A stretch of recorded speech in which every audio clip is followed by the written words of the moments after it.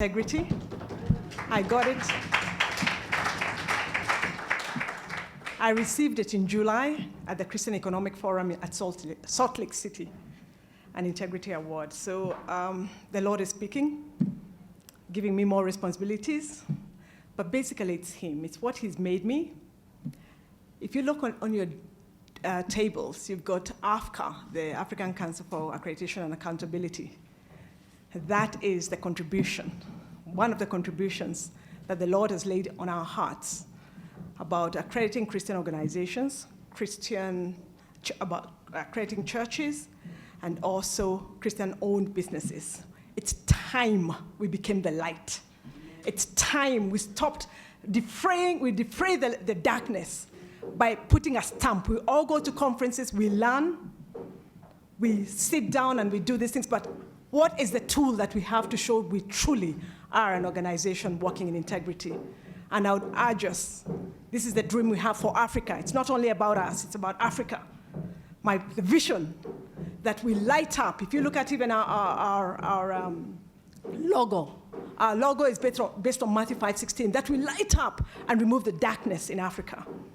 And this is even greater because it's global. We now are in the Global Trust Partners, so we are more than we are just here. Because there are other accreditation organizations, Christian accreditation organizations in the world. Alice Wainaina is there, who is my colleague also in another organization that we are involved in. It's called Leeds Consulting, again, doing exactly similar things for the generations to come. I'm in my 60s, and I have a lot of energy. It does not matter. It does not matter how old you are. Moses never retired. Give me that mountain.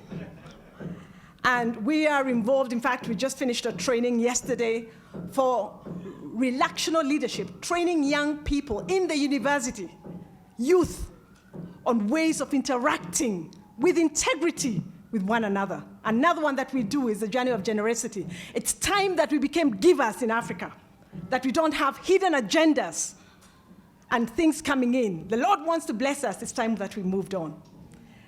In that giving one, there's an example that my brother wanted me to share when we had our talk on the personal financial management issue.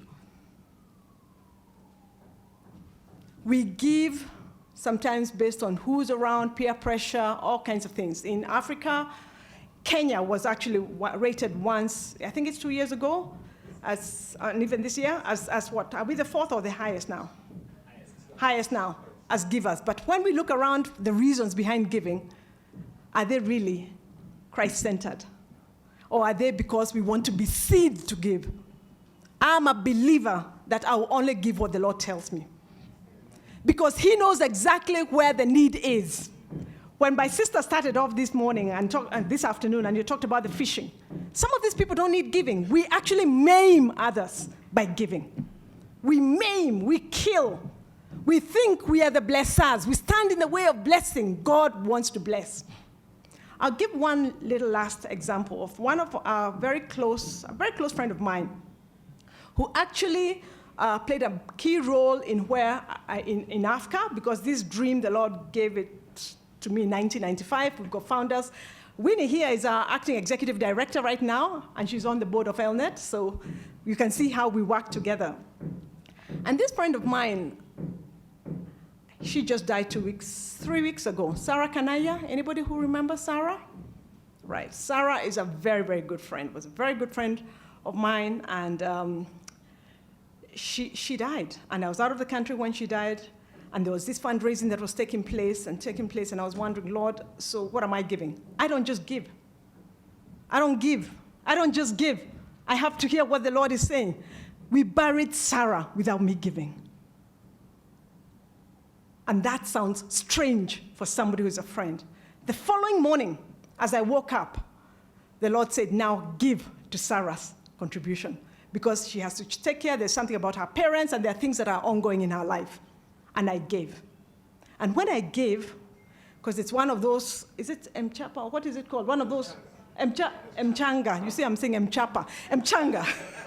I ended up being the 5th largest contributor of that giving, because God said, let us allow the Lord to use us in giving. because there are many, many areas of giving that we're not giving. And some of these organizations, including ELNET, we are struggling. And yet the Lord has said, give. But we are so busy thinking about what will somebody say, I don't even have. And I tell you, you're just a channel of blessing. He will give you that $4 million or whatever it is. He will give you whatever it is that you need to give. We are just channels of blessing. And finally, when we spoke with my brother again, I'm calling him my brother Tim. My dad is called Tim. Last one, as AfCAA, the standards that we talk about, because they are all about the doctrinal statement, the leadership and governance, the whole area about how you deal with your talent management, you deal with your staff, the whole area of learning and innovation. We need to be learning and innovating, to be relevant in our spheres of influence. The whole area about cultural differences and how we work across ethnicity and all kinds of things, gender issues, financial management and disclosure, whole thing about compliance and things like that, resource mobilization in whatever form. We believe we are an ISO certification organization for Christians, if I may use that, for Christian organizations. We don't believe in ticks. We believe in character. And hence would encourage every single person, every leader who is actually going through an accreditation to do an ELNET assessment. That's why I went through an ELNET assessment, so that I can also test and see where am I and what do I need to do. May the Lord bless you and bless your ministries. Thank you.